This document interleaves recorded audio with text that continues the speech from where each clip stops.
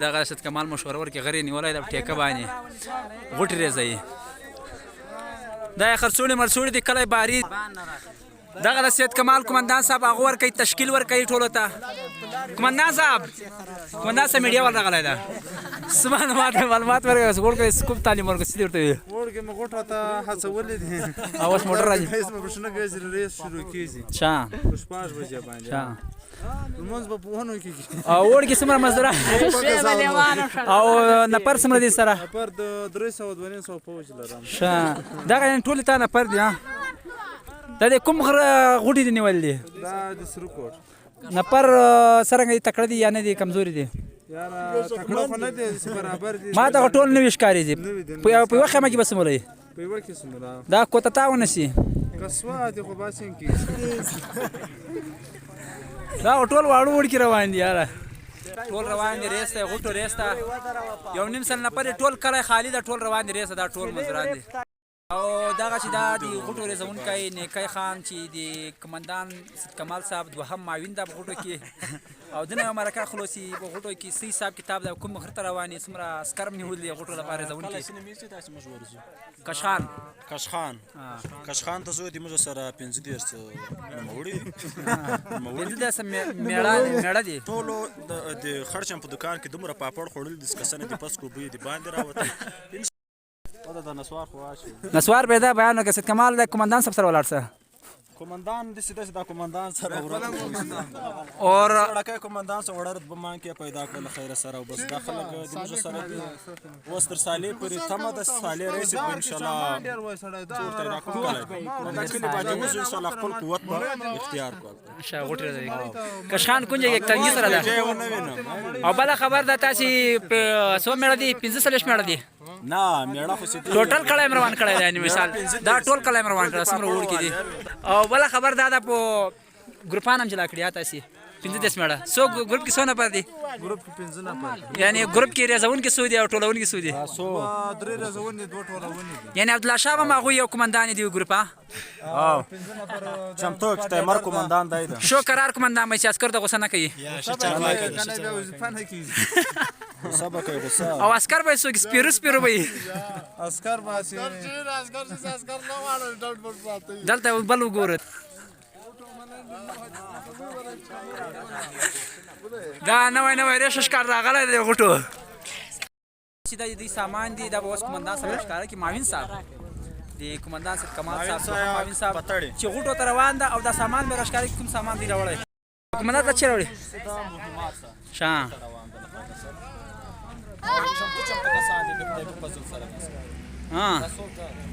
شپرې دغه موټر ده او دا پند ښکاره کړه چا د بوشکای چې لپاره د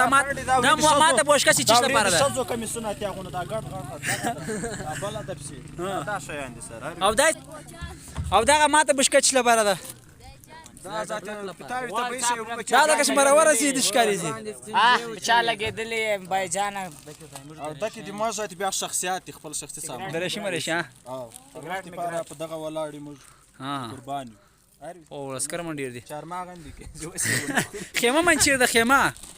لا چارماغ نو ستلو زکواله په خیمه راکه ډیر وړه ده نفر ډیر دی بل سمولې برسره او ستا دا خیمه ډنډي خو ملته پرتی دي دغه د خیم اشپاشن کې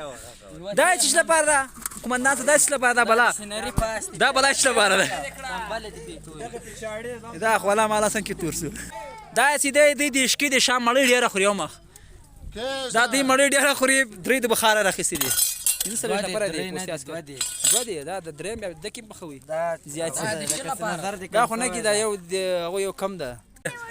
د غوټو راځون کې اثر کې تیاری ټول اماده جنگ دی غوټو وس بلته ورسو دا غړي ټول تیار دي سالیا ډرسن راغله پندې منډي ورېش مکه یو رمونو پندې چې کې اماده سي سالیا راغی سالیا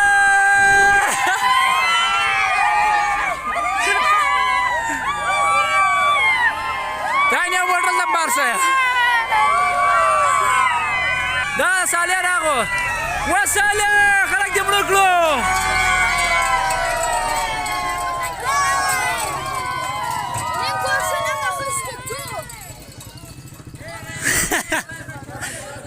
غوټ وریا زونی دي لري سره صاحب دا بل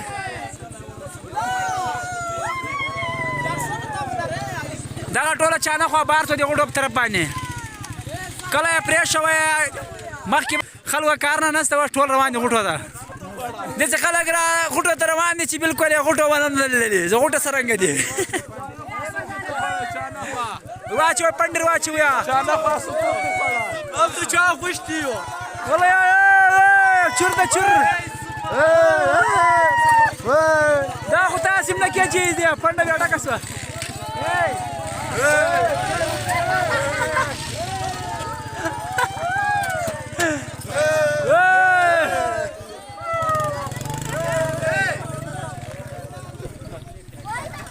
صالح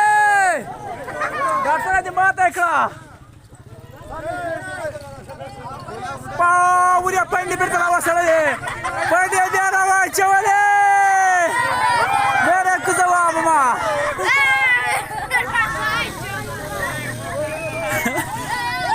بالښتونه پراته دي ټکې ویه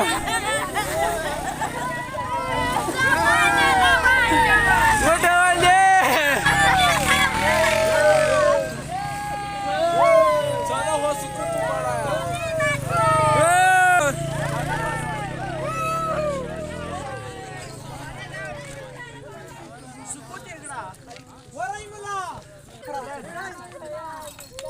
دا ټول ورکې روان دي غوټې زموږ د غربه وخوري روان دي دا د خوست خواته غوټې نیولې خوست خواته ورې روان دي ټیکه یې سید کمال اخیستې او صالح پره غرې نیولی ده درې غرو ټیکه یې اخیستې ده دیګ بخار نه راوړه ورته دا دیګ بخار نه پنډې را پاتې دي ډېرې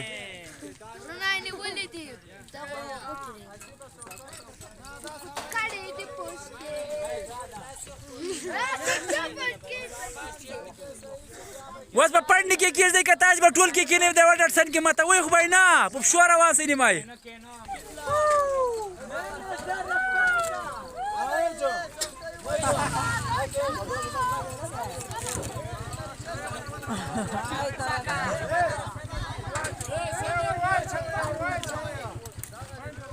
سید کمال ټیکهدار یار دا ګراغوی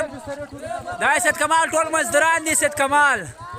دا سیال دی نه ځو بیا کینسل شوه خبره او دا خو پره ډاکټرسنه بار شوله پنډو ډاکټرسنه له پنډو بار شوه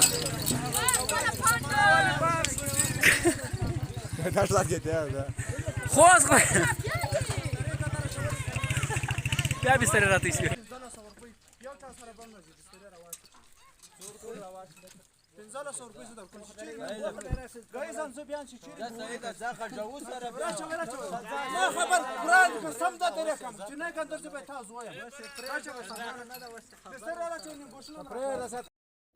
سید کمال مرور ده بیا